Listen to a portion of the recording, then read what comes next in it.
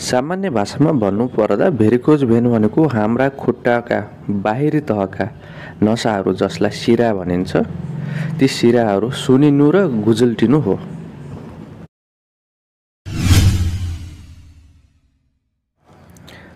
हाम्रो शरीरले खुट्टामा भएको रगत मुटुसम्म पुर्याउनको लागि एउटा रक्त मार्ग वा नलीको सहयोग लिन्छ, जसलाई भेन अथवा सिरा भनिन्छ। यी सिराहरू दुई प्रकारका हुन्छन्, एक सुपरफिसियल भेनस सिस्टम अथवा बाहिरी सिराहरू, दोस्रो डिप भेनस सिस्टम अथवा भित्री सिराहरू। र यी सिराहरूलाई विभिन्न ठाउँमा एकअर्कासँग जोड्ने रगतका नसाहरू हुन्छन्, जसलाई पर्फोरेटर भनेर भनिन्छ। गुरुत्वाकर्षणको विरुद्ध रगत शरीरको माथिल्लो भागमा तान्नुपर्ने भएकाले यी नसाहरूमा अत्याधिक चाप परेको हुन्छ, जसलाई कम गर्न यी नसाहरूमा भल्भहरू पनि हुन्छन्, जसले रगतको बहावलाई दिशा प्रदान गर्न महत्त्वपूर्ण भूमिका खेलेका हुन्छन्।